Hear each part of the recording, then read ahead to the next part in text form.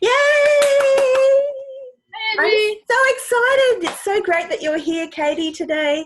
So after, all these technical difficulties that we've just been having, who would Yeah. believe it, but these things do happen. So like we said, it just is what it is. So that's the thing about The Facebook Live gods were not with us, but there's the magic of technology to record things. Yay! exactly. And that's the thing about technology. It's just like don't get too upset about it. You just got to take it in your stride. There's nothing you can do. So just work with it. So yeah. So like I was saying, I'm so excited that you're here. I think I've known you now for maybe 2-3 years possibly. Like 2.5, I think, something like that. Something like that, yeah. So it's been a while. So it's been an amazing journey seeing everything that you're doing grow. So yeah. So everyone, I'd like to introduce Katie to you. Katie's an amazing woman.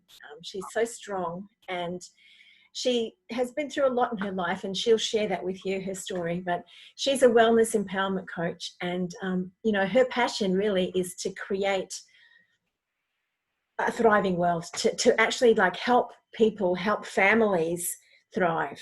And as business people, we all need to be thriving. We can't have a successful business if we're not well. We have to be well to be able to have the energy that we need to have a thriving business. And so that's what Katie's passion's all about, is to help people thrive. So yes.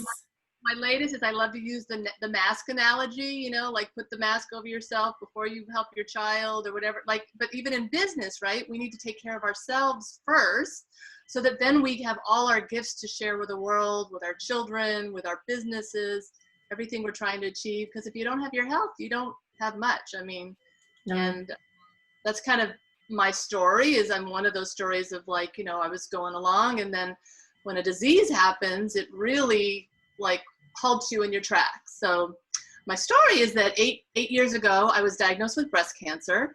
And, that's not that shocking, especially unfortunately now, so it's very common for these kind of things. But what is shocking is that I thought I was living a very healthy lifestyle. I'm like, what? I'm like, it can't.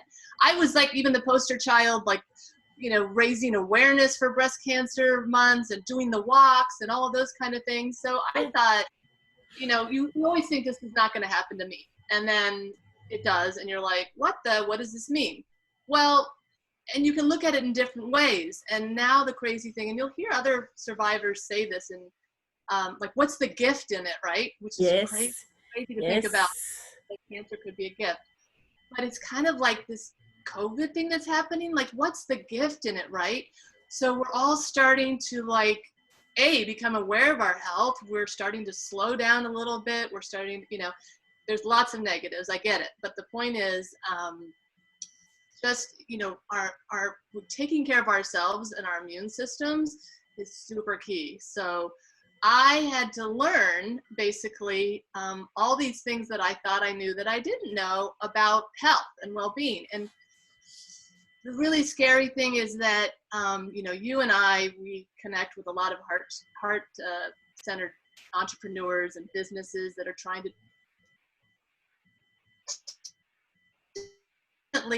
A lot of them out there are all about profit and bottom line. And so the thing is, they're marketing things to us that are not good for our health, that are not safe. So you think to yourselves, well, how can it be on the market if it's not safe, if this is causing cancer? How, aren't there things like the FDA and the CDC and all these things protecting me? Well, ideally, yes, but no. The bottom line is no. And then beyond that, it was my journey of realizing that doctors are not gods on so many levels.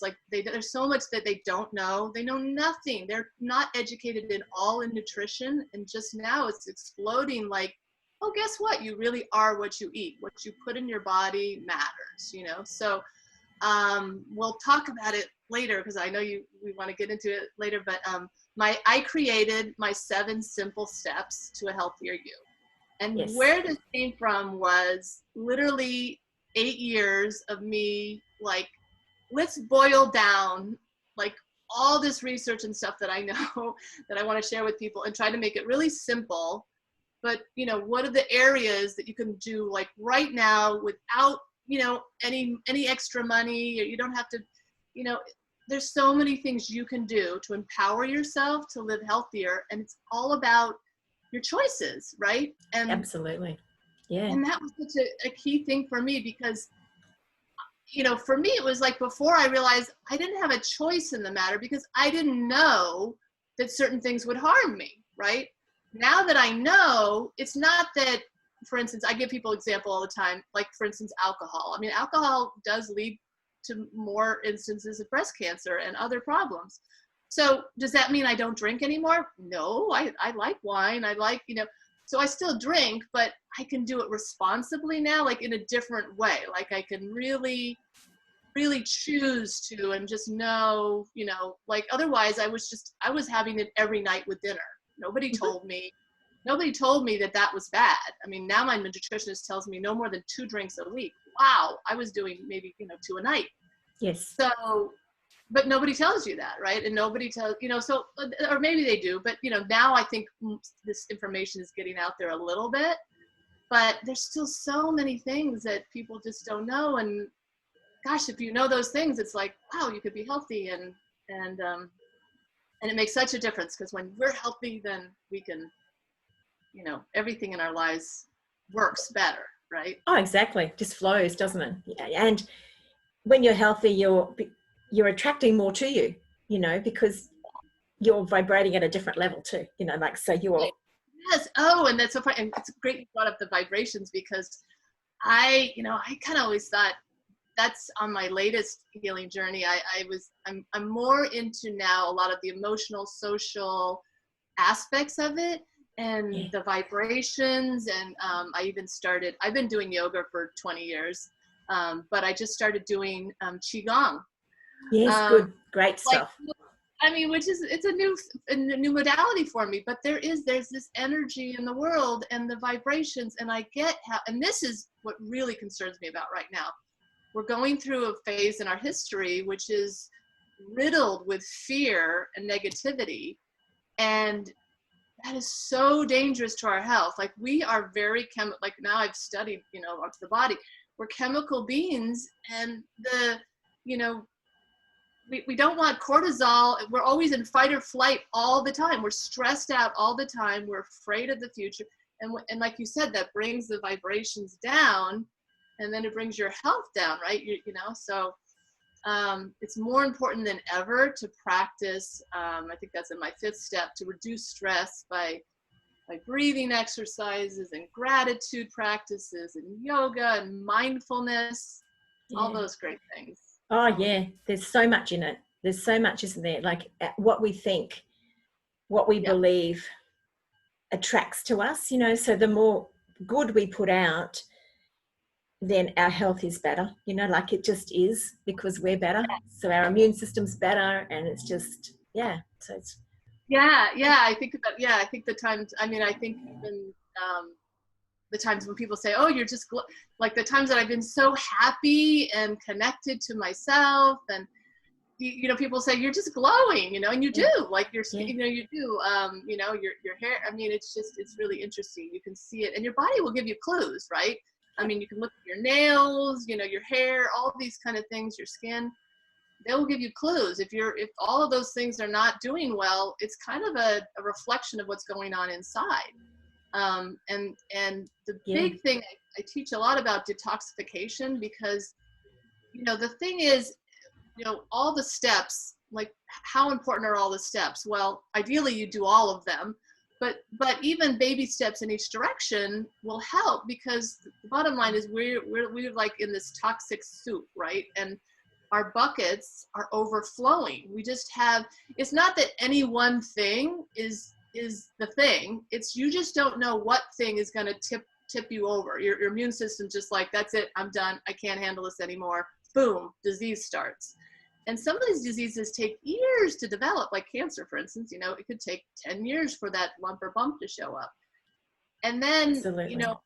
My message is so important, because so much of how people think about disease is, I'm going to go to the doctor, I'm going to do the treatments, then I'm going to be done, move on next. No, you haven't, if you haven't changed your lifestyle, you haven't changed the environment, and it'll come right back.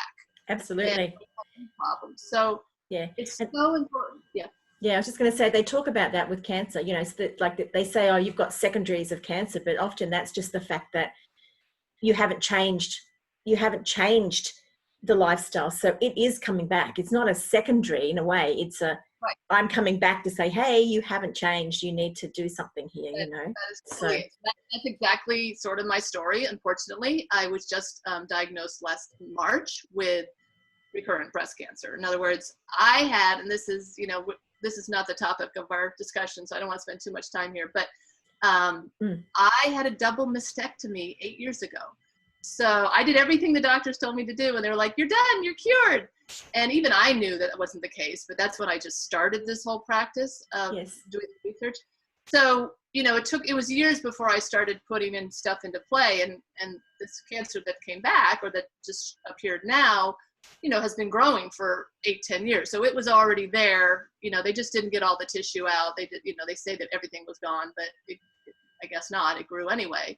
But the point is, I wasn't doing everything then to make it an unhospitable environment for cancer to grow. So again, I was doing some of the things on my list, but not everything. So now I'm a lot more vehement about all these things. Yeah.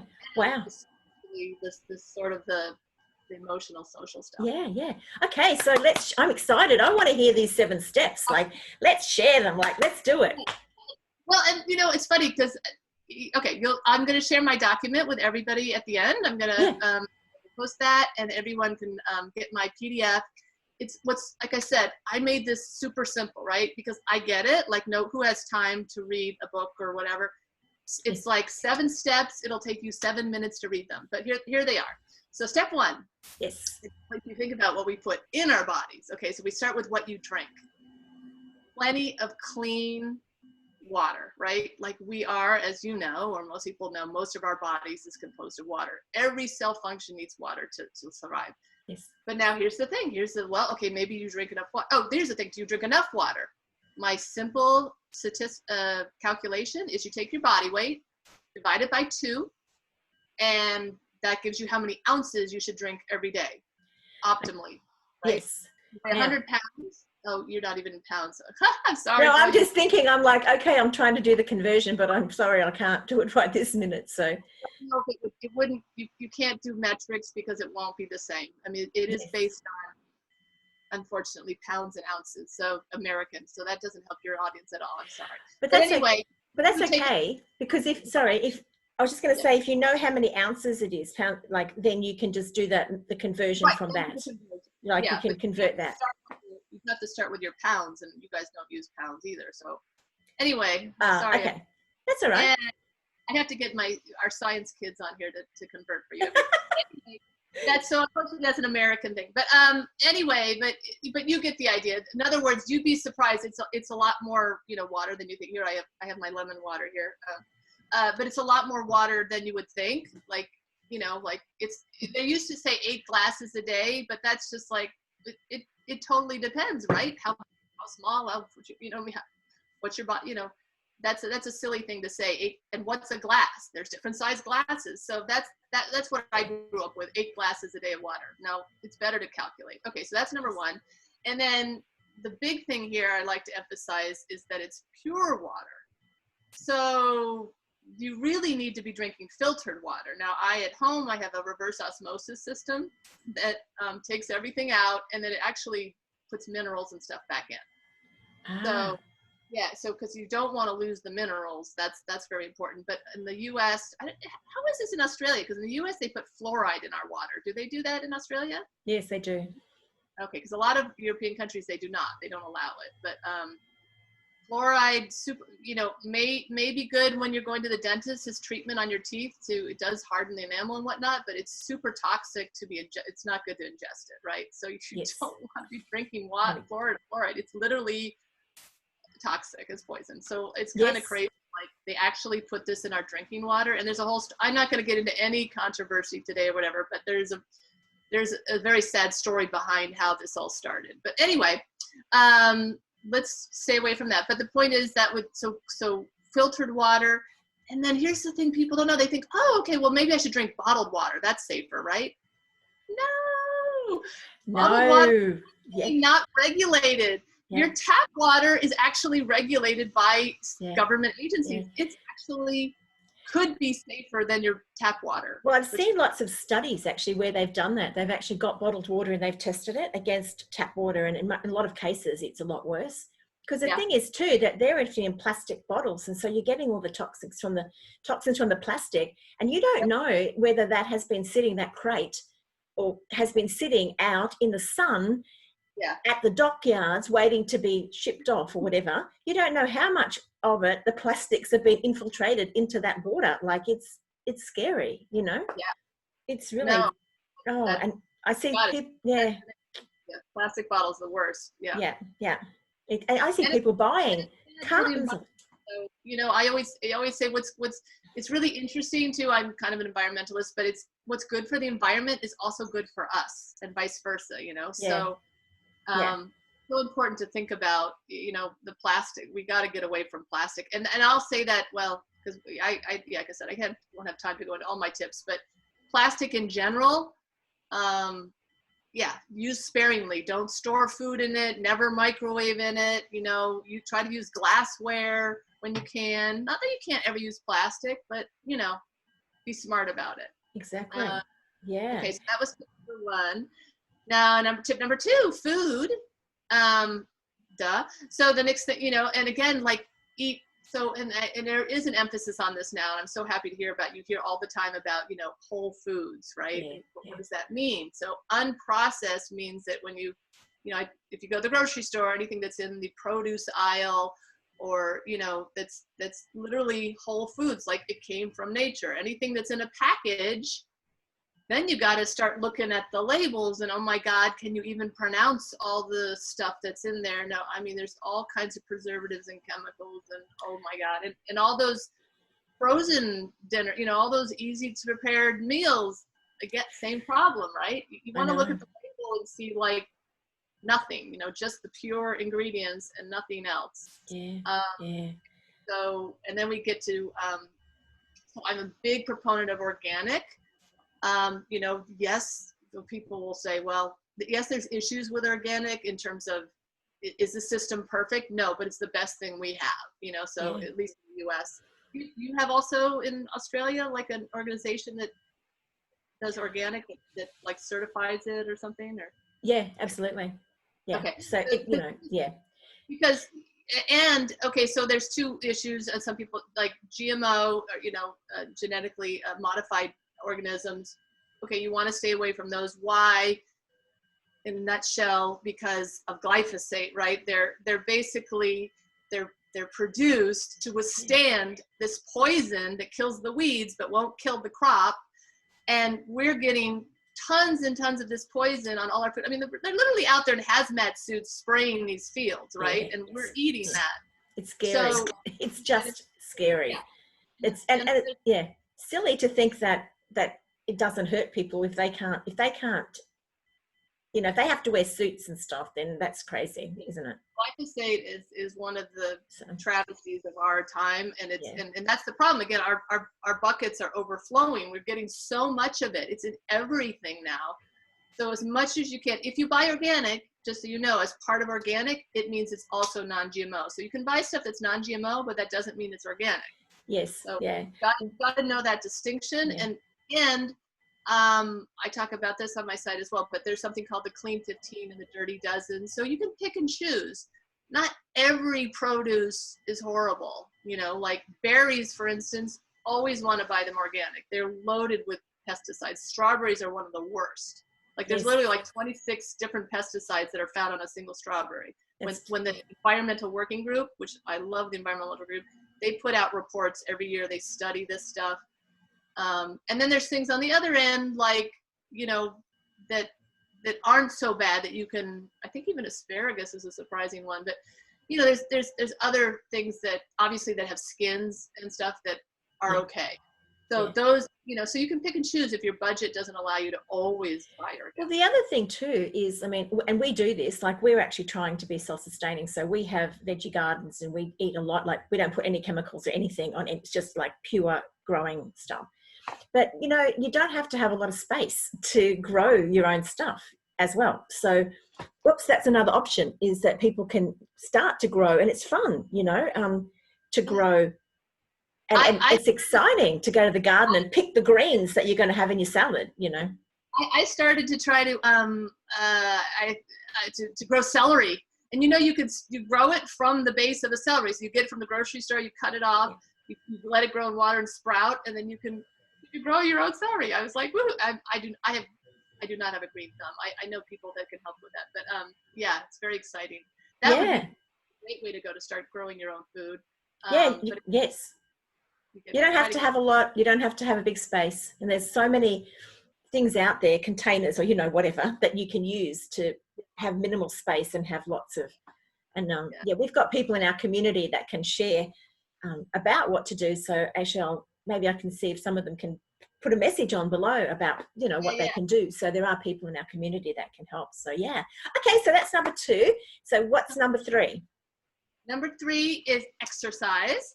Yeah. So again, this is one of those people go, oh, I don't have time, whatever, to go to the gym. Well, of course, now you can't go to the gym.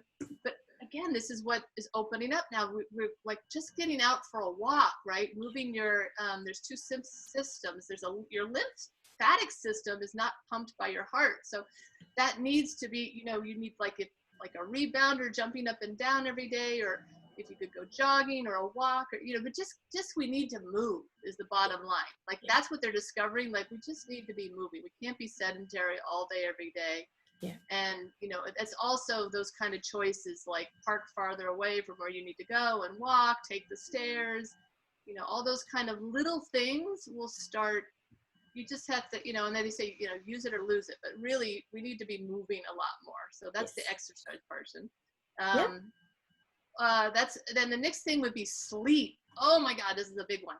And a lot of people come to me with sleep issues. So, and I get it, like now, like even more so, right? Because it's hard to sleep when you're worried and upset and all that's going on right now. But it's really critical that we get, at least 7 hours of sleep a night, which a lot of people go for less, but it's when our body, repairs, regenerates. It's just crucial. And then if you go for long periods of time and wear yourselves down, and then you know how that is, right? We probably did that like in school, or like you have those work weeks where you're trying to, and you stay up late, and then like the next thing you know, you get sick. Like, I mean, your body just can't. It's like, no, I need to rest. I need to repair. Yes. And with that, I also recommend intermittent fasting. So you try to go at least 12 hours between eating food. So try to, if you end your dinner at 8, then don't eat before 8 o'clock in the morning, and don't snack before bed. If you don't want to eat, you want to be in a dark room. I wear an eye mask now because, and you don't want to drink before you go to bed, like all these things. There's so many things, but really good. That's the thing I want to say, quality sleep, not just how much, but it's quality and quantity.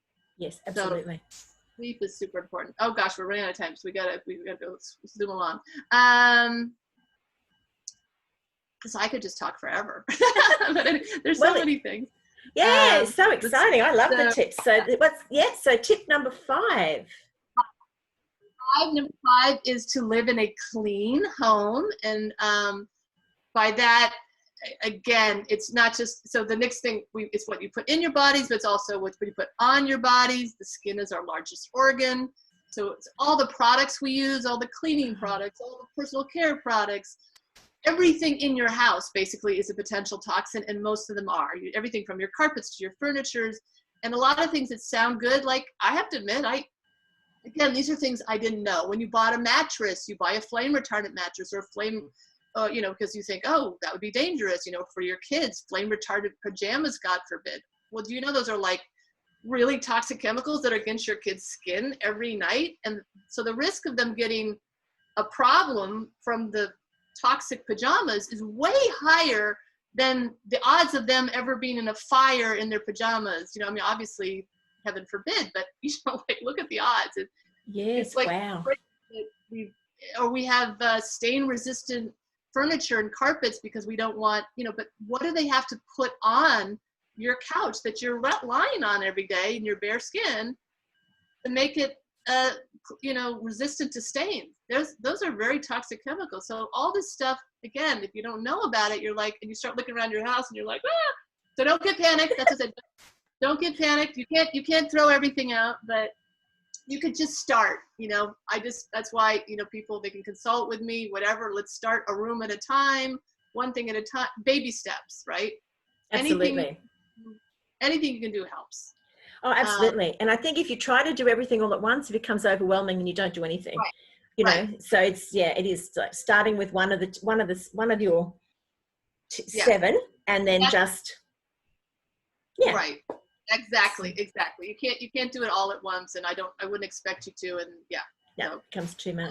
And then 6 is, we talked a little bit before, but reducing stress, and the main ways to breathing exercises, yoga, mindfulness, gratitude practice. All these things really help us being present in the moment, and we don't want to spend so much of our life worrying about, you know, the past and the future, right? We want to be in the moment. And when you're in the moment, a lot of times you'd be amazed at, like, oh, how are things right now? They're good. I'm good. Yeah. You're good. Like, we're okay. You know? Yeah. But if I start worrying about tomorrow and these, you know, like, start worrying, well, then all of a sudden you're not okay. Now, the minute you start worrying or you have any fear, it's a chemical, boom, your brain sends a signal, cortisol goes up, your immune system. So your immune system, I may not have said this earlier, is suppressed.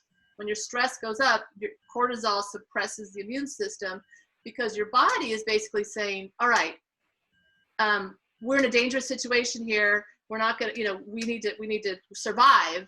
So they're going to shut off systems like digestion and immune system. You know, there's certain things we just have to fight that tiger or run away or whatever. Yeah. Like, these are all primitive things that our body does, and they just weren't designed for the modern world. So we have to just be aware of them. And then the very last tip is super obvious and easy.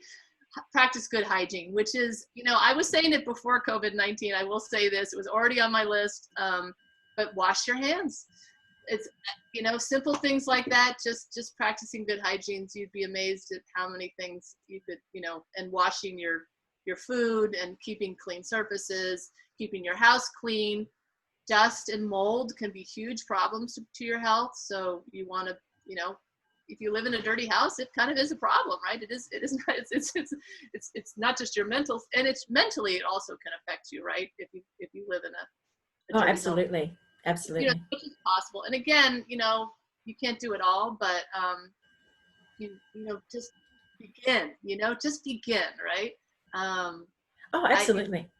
Just pick a couple of things and say, okay, this is what I'm going to do today. And but, you know, yes. And some things you have to schedule, you know, like for me, I just have to have a dedicated, you know, time in the morning every day to either jog or do yoga or, you know, do my stuff. And if, you know, that's really important, because it's kind of hard just like, well, if there's time, I'll do it, you know. Oh, I know. It's interesting, isn't it? And as parents too, you know, you would do things for the kids, like, oh, it's 6 o'clock, I've got to take my child to soccer practice. But then when it's for you, it's like, oh, it's raining, I'm not going to go outside, or, oh, it's too hot, or I've really got to cook dinner cooked, or whatever it is. And it's easy to put up excuses as to why we can't do things. But it's so crucially, like you said, important, because we have to maintain our health so that we can run our businesses. And there's always going to be a lot to do when it comes to business. So it's important to. Well, yeah, and you'll just find that you just, you know, and self-love, I didn't talk about that, but self-love is important. But I love this quote that, like, you know, when you love yourself and you're really connected, then life starts working, right? So if you're radiant and healthy, your business is gonna take off as well. Absolutely. Well, Katie, thank you so much for coming today and sharing with us. I love your 7 steps. They're awesome.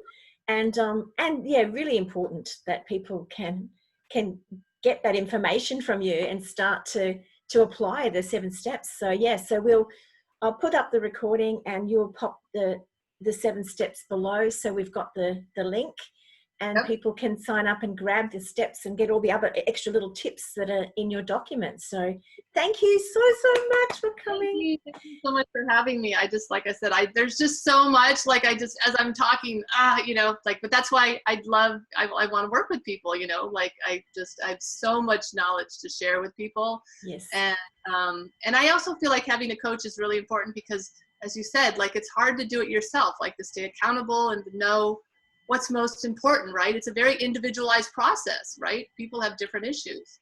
Oh, absolutely. And we all need a little help. I even, you know, as I said, even coaches have coaches. So I have coaches. Absolutely. I have a coach too. So we all have coaches. So that's it. Well, thank you so much, Katie. We'll talk to you again soon. Thank you. Bye. Okay.